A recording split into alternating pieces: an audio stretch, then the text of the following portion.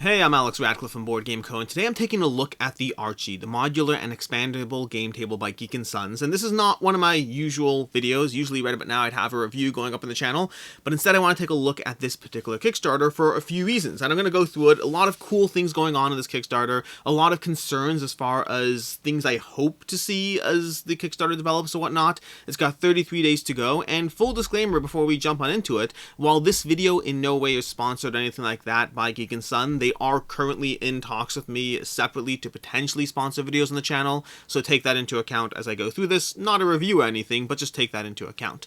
Now with that said, let's go ahead and dive into the Archie. I'm going to start with the video over here, talking about various things as I see them, because honestly, the video is currently the most impressive general demonstration of what the Archie is, of what it does. There are GIFs, there are pictures, there are images, there are a whole bunch of other useful things across the course of this page, but I do want you to see the video because I think, like I said, that it's the best current representation of what they currently have. And to that end, I'm going to go ahead and pop this up, and it's very dramatic, by the way. If you're properly watching this, it is very dramatic, which is excellent. It's great. But the Archie is basically an expandable, not expandable, a modular, well, yes, expandable, an expandable modular game table. It's expandable and modular in the sense that these rails that you see along the edges in this video, those little boxes plug and play in different ways, in different configurations, to make the table both modular, so you can have different boxes serving different purposes, as well as being expandable in the sense that you can take out different sides to make your game table larger or smaller in terms of the playing space, and to give you more arm room as you go through the table. You can see over here as this video goes, it can also double as a dining room table. It has those leaves that will cover the table, and those leaves do have a storage option. We'll come back to that more as we go through this, but here you can see the table set up for, wait, I want to go back for a second. I want to show you something, sorry, because I couldn't stop when I got up to this part. I was stuck on the fact that what game is set up here, like what game. I was right over here on the video, I was watching this, he pulls off the leaves, he does this whole thing, he puts them underneath, we'll show you that, and then they had this game on the table, and I was like, what game is this? This looks like some sort of Marvel Splendor expansion, like is that what's going on? Because that's definitely Marvel Splendor. I did lock that in once I paused it, and then I realized this is Betterville Carnival, which is a Kickstarter game that is not currently available, but these are two different games on the same playing surface. They'll show you a divider soon, but I was just struck by what game that is. In general, if I don't know a game, I like to figure it out or see what I'm missing out on. Like that, I think, was Clash of Cultures. That's Brass Birmingham. And these types of images are a great idea of getting a feel for the types of games they can accommodate, although this table does come in multiple sizes, so factor in what you see here could be relevant for one size or not, but not another. Over here you can see some examples of some of the containers, and I have specific concerns about them. We'll talk about them soon. You can see examples of some of the dice holders. The way that they're using some of these side boxes is basically dice thrones. Dice thrones, that's what they're called? No, they're called the dice towers. I'm blanking on the name. Dice towers, not dice thrones. And then the video will keep going through more stuff, showing you different types of setups, the armrests, because of the nature of the fact that the boxes, the containers that slot in around those edges function as armrests at the same time. You get to choose how wide your armrest is, which is very relevant. As someone who owns a game table, I can tell you that having a variable arm length armrest is helpful in some games and not so much in others. Having a little space to like put your arms down can be fun, can be useful, but also too little or too much can affect the game you're playing, as well as affect the pressure it puts on your arms. And so having that modularity, not a ton of modularity, there's going to be two thicknesses effectively, but that's a little bit of flexibility. We're going to see some cup holders as well, a whole bunch of cup holder options, and we will talk about that as well, because again, I have a game table. I can't comment for your own experiences or what your experience will be like, but I can tell you the things, the accessories that have worked for me in the past in game tables, and the ones that have not as much worked for me. You can see all these boxes have a ton of card rails, a ton of options for the way the cards go, and the boxes have this magnetic something, whatever it is, so they can kind of lock in place a bit, meaning they have a bit of pressure, a bit of tension when they slot to the sides, as opposed to being completely freeform. And then a whole bunch of ways that they have dice tower configurations. They go through a whole bunch of dice tower options here as far as the different ways the box slide down. That particular one, it seems interesting because I don't know if I'm pulling it out for infrequent die rolls. How is it positioning the rest of the time? Again, a whole bunch of cool things going on this table. A lot of cool things, but also a lot of concerns or wonder for exactly how they're going to be implemented and will they be used or not. And then they come with a variety of covers and a bunch of configurations. Many of those things we don't see a lot on the campaign page yet. They showed the basics, and they're going to reveal more and more options or configurations for all these pro gaming boxes, I think they're calling them, as the campaign develops. But this video, again, it's very helpful because it really gives you a good feel for the options on the table, for the options that they're going to be bringing to this modular game table over here. So again, the Archie, the modular and expandable game table by Geeknson. That's the high-level overview. Now, something I should have said at the beginning of this video, I'll make sure to throw in the title because I forgot to say in the beginning, but part of the reason I'm doing this video so quickly, this just launched an hour ago, part of this video, the reason I'm doing this video so quickly is there is a 24-hour early bird, and it's a fairly big 24-hour early bird, so I wanted you to actually see the options on the table here because it's $100, £100 maybe. Let's go ahead and take a look.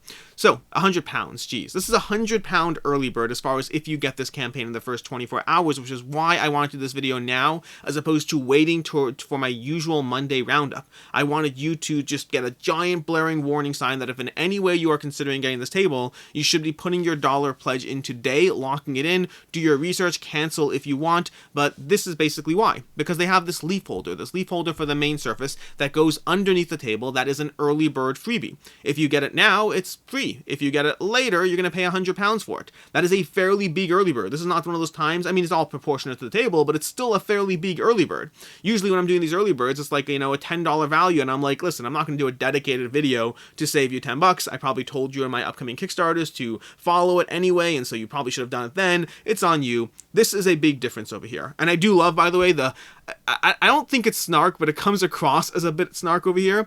It's like, if you missed this day one challenge, don't fret. You can still get this borderline essential add-on by paying the full price.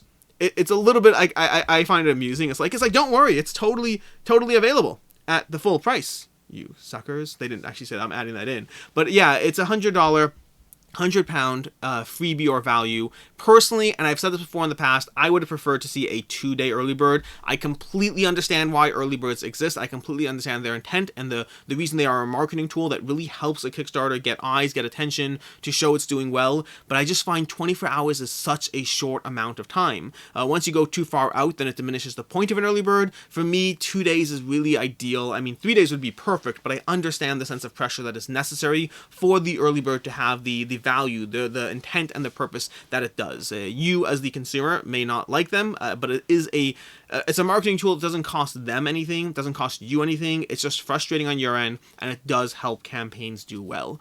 But either way, that's as far as the early bird that I wanted to get in there. That's the day one challenge, they're calling it. So let's cover more aspects of this table. And they will be at Aircon, by the way, if you're going to Aircon. Marcin, I believe, will be at Aircon with a demo Archie table, so you can take a look at it there. And over here, you can get a starting feel for the way some of these boxes lay out, because effectively, your game table has 3 dimensions you need to be mindful of. And I don't mean length, width, and height. Those are the typical 3 dimensions. I mean, you have the outer dimensions completely of the space the table will physically take up. You have the inner dimensions without those boxes, how much game you can fit into it if you don't want the boxes in play, or if you're just trying to make your table accommodate a larger game. And then you have the inner dimensions in terms of if you have a full row of boxes around. Now, technically speaking, you can actually have your boxes double width as well. So there are situations where you might want to stack one end of the table versus the other, or you might want to have extra boxes for whatever. I don't know how often that will be the case, but you do have that option to put, well, a few rows of boxes effectively. But they give you 3 primary dimensions: full table, inner dimensions, and inner dimensions if you have a full row of boxes. And the number of boxes might vary based on the table size. I believe this is the largest table, which has 6 by 3 if I'm not mistaken. I have to double check on those, but I don't know all the boxes. We'll go through it. We'll show you. So, what are these boxes? The core idea, we showed you already to a degree, but the core idea is you have these boxes that are going to be different types of storage containers. Anything from phone chargers, anything from component bins, who knows what they have. They have dice towers. I don't know all the configurations they have, although I do have specific concerns, or not necessarily concerns so much as preferences, votes for what I want to see for the main storage holders. We'll talk about that shortly.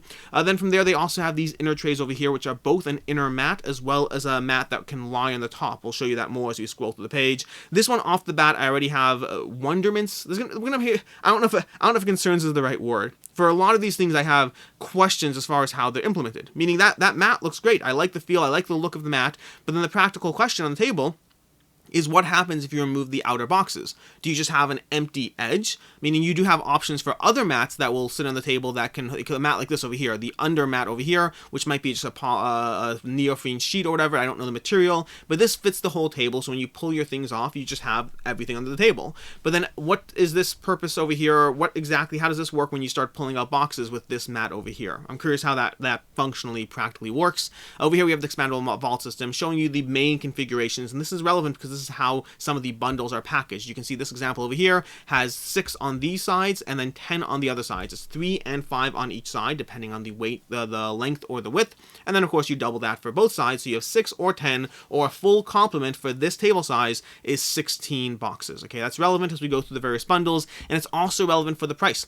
The same way this table has 3 dimensions, outer, inner, and inner, we also have 3 price points. We have the base pledge, we have base pledge plus accessories, which seems to include those boxes. So a huge part of what this box is, you have to factor those into the price, assuming you want them, which is the main selling point of why you would be considering this table in the first place. And then of course the shipping price, which is different depending on where you are. It will cost you more if you're in the United States. If they have to really ship it as opposed to some sort of local service, it's going to cost you a lot more. But they have a whole shipping table. We can take a look at this. Over here you can see an example of some of those inner mats where they're propped up, and this is something I do like. I like having the option to have a surface that rises or lowers as necessary, a surface that I can have on the top so I can have my playing surface level to whatever I need, and then lowering it as I want other things to cover it. So it does seem to have that option on the table as far as either potentially armrests or other boxes that you'll mount your surface on top of. So there are options for that, and you can even have 2 different levels at the same time. If you want to play some sort of miniatures game and have 2 different tiers and structure a mountain, you can be creative if you really want to. Not what I'm doing, but an option on the table.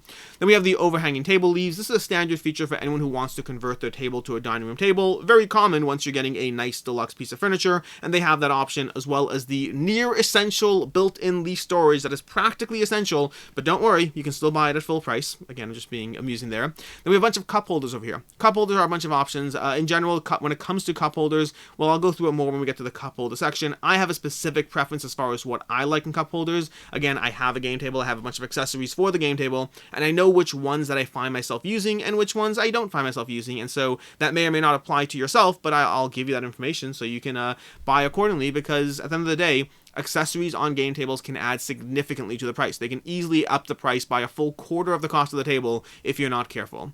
They have this stay dry system, which I haven't tested theirs. I can tell you that, again, the game table I have, it works great. It's a question of how well, when you have these leaves, as they put out themselves, what's the point of storing your games in the gaming vault if between sessions if a single spilled drink can ruin your favorite game? And they're not wrong. And assuming they're done well, and I have no reason to disbelieve them in this one over here, but again, I can tell you mine works well, that as far as spilling a drink, having nothing go through to the next level is essential and is a huge peace of mind thing, to the point that yes, I have specifically and intentionally tested it to make sure that I can game or set up or store with confidence, and so that's as far as the keep dry system. Which brings us to, well, specialized accessories, just a picture over here. We have stretch goals. Stretch goals look like I don't know exactly what they're going to be unlocking for stretch goals, so I won't comment on that. I will talk about the table more. Am I to back or not to back? Again, I want to do this video because the £100 option for an early bird, but yeah, that's as far as that. And that brings us to some of the pledge levels over here. Pledge levels, which all start, again, with the base price, the price plus accessories, and then the price plus accessories plus shipping. And so we have the little Archie over here. The little Archie is going to be the smallest table over here, giving you the smallest range, 81 by 106 by 50 as far as the weight, length, width, whatever. We have the external, internal, and internal size with pro gaming chest. That's the dimensions I mentioned over there that you want to be mindful of, both in terms of the space the table will take up, as well as which space, what space you can fit your games into the table without having to remove boxes, and what you can really push your table to do in case you want that larger game and you're willing to take out your boxes. And then we have the wooden legs for the various heights they have, the corner plugs, the wooden table floors included, all that, the external wooden accessory table, all this stuff's what's mentioned, the full set of tabletop leaves, and then we have the pro gaming chest bundles. This is going to be the bundles, the various boxes you have, and the box lids to give you those options on the table as far as what packages you want. And factor in, they do have them bundled for as far as discounted or whatnot, but it's still going to add significantly to the price of the table. You're looking at a basic Archie, which is £590. Once you add that £360 and the £270 for the lids, you're basically doubling the price of the table if you want those full set of accessory boxes, which is the main point of the table. I'm not trying to scare you away from it. I'm just trying to make sure you know what the price point actually is for what you're getting, because these will give you a whole bunch of options, a whole bunch of cool little boxes, but if you're looking at this for the boxes, understand that it certainly adds to the cost. And switchable boxes and cool things and all, lots of cool stuff. And we'll see more options as the campaign goes, I'm sure. Just understand it does add to the price. Then we have the Coffee Archie.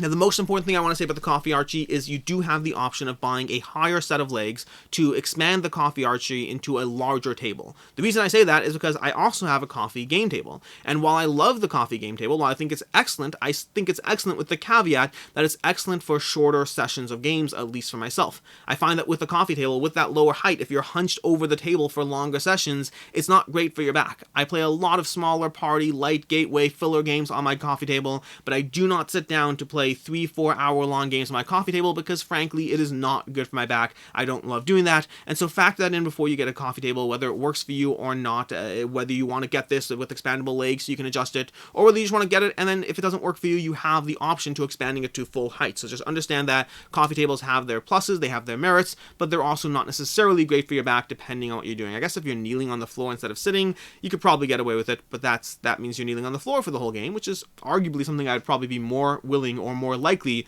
to do for a coffee table. And then again, we have all the rails, and you can see the sizes. If you want to get a feel for how many boxes your table needs, or not needs, but accommodates, you can take a look at the size over here, the 4, the 8, the 12. So the 12 is going to be the full complement whenever you see this. In theory, you can get more than the full complement in order to give yourself even more flexibility or options. The two things I'd encourage you to be mindful there is, first of all, you want to think about the storage options, where are your boxes going if they're not in the table, and then secondly, you want to think about just the cost and how many different types of boxes do you really need. This box system seems like a cool system, lots of possible fun things to do with it, but how many do you actually need? How many different configurations do you want to mix and match? That's something you want to think through. And then again, we have the 4x6 Archie over here, the 4x6, which is going to be one that start moving into that solid, a larger range, a larger amount of accommodation of what this table can fit without being the largest of the large. They have one more size up from this, and the 4x6 is going to be 41 by 61 inches for the full table, and a 30 by 50 for internal playing area. I can tell you for my own tables,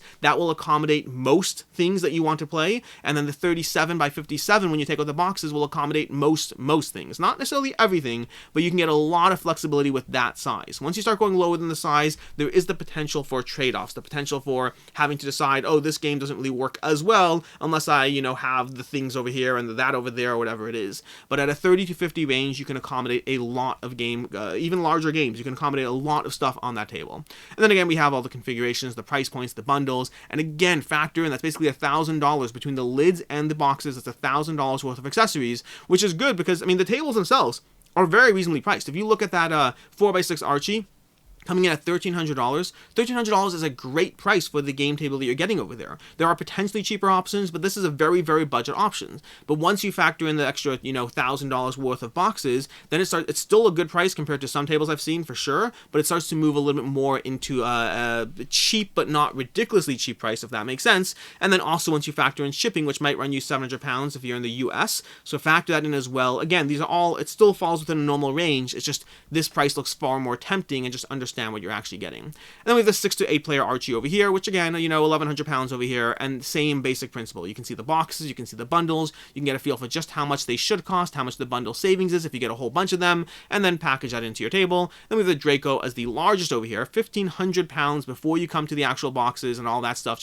You're looking at 22 boxes for the Draco, so you're looking, again, by the time you're done with this, you're looking at the range of $3,500 to $4,000 for all of that, but that is what you have here. And then we move to customization, some of the colors, some of the options for the tables, the mats, different configurations over there. My personal preference is always plain blue. I like black, but it tends to show dust very quickly. Gray is not exciting, and red, I'm always being mindful of whether I'm going to be filming something on it and it's going to go on camera, and red's just a little too glaring. Very nice, very pretty, but plain blue is what I'd get over here. And then, not necessarily you should be mindful of what I'd get, just commenting. Then we have the add-ons. The add-ons, we have a single pro gaming chest and a single pro gaming tile. This is going to be the price points for the tiles, the tops, I believe, and then the chests themselves. Now the biggest thing, and this is a huge thing for me, these chests, by all accounts, from what I can see from this picture, looks like a complete rectangle. I really hope that they have the option to not have a pure rectangle, to instead have curved edges, to have an edge that slopes upwards on either one or preferably even both sides, that you can kind of pull things out, because then when you have bits in there, meaning that a chest like this, that's a pure rectangle, that's great if I'm tossing a bunch of minis from Risk or whatever game, if I'm Inish into the box. That works great, no problem, you grab them all, it's all fine.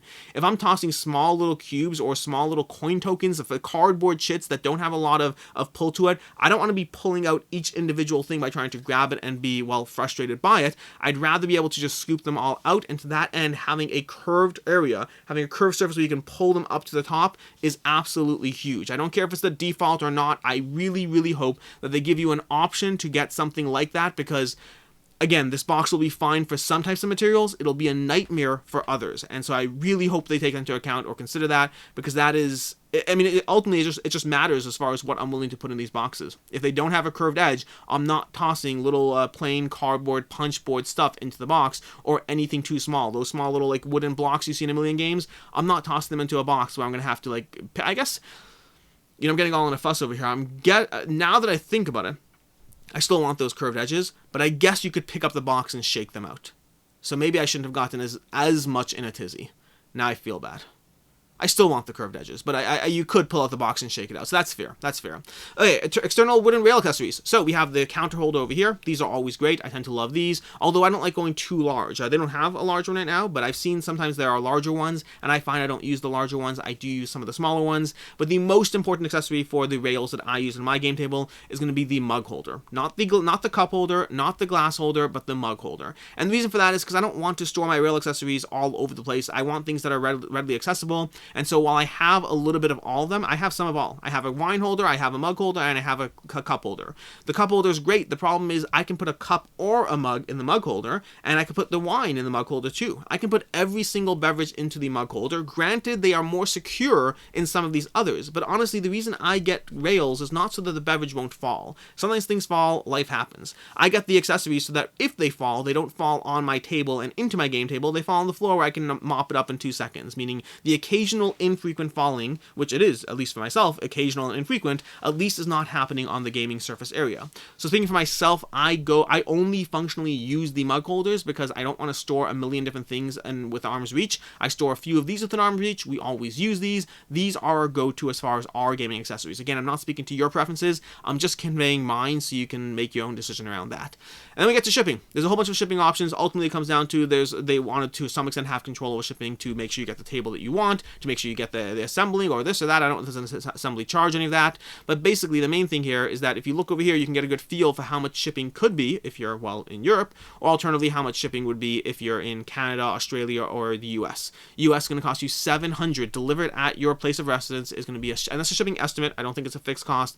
But £700 is going to be the extra shipping, so factor that in as well. Even with all those things, you're still looking at, a whole bunch. You're looking at, what is it, roughly 2 to 3K, 2 to 4K, depending on the table you're getting, depending on how many accessories and boxes you're getting. You're looking at the 2 to 4K range, which is reasonable, all things considered. But just factor that in. It's not going to be that £900 thing that you see off the bat. It's going to be more than that, depending on all the stuff you're getting. And that's basically the Archie. That's where I am with this. I don't have anything else to go over. I do want to see the additional boxes that they're going to reveal. I do want to see what else they have as far as, let me scroll back up, as far as the different types of options, because they showed a bunch of stuff in the video and none of them are currently here. They say more pro gaming tiles variants will be revealed across the course of the campaign. So I want to see what else it is that they have. I want to see the other options on the table as far as the types of boxes, the types of lids, and just figure out how cool or interesting or how many of these things I'm actually interested in as far as the functionality that they bring to your table. I'm curious, but we don't have that yet. Like I said already, this campaign just launched.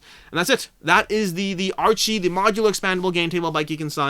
It's modular and expandable, but not in the way, like if you saw the Wormwood table whenever that was on, that was a modular table, but in a very different way. This is a modular table because of the boxes. It allows for accommodations of different accessories, moving the boxes around to fit your needs. Nothing's locked into a fixed spot. You can adjust your table to some degree of flexibility. You can adjust your table to some degree of sizing. If you're getting a coffee table, you can expand the legs so you have different height options. You can get different accessories, different options, things like that. So it is modular and expandable, but possibly not the exact way you had in mind when you were looking at this table. And that's the Archie from Geeknson, and that is a video. I'm Alex Radcliffe from Board Game Co.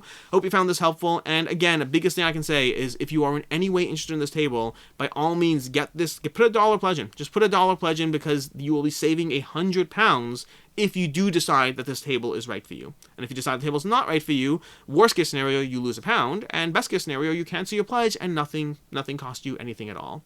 In any case, I am Alex Radcliffe from Board Game Co. Hope you found this video helpful, and as always, have a good one.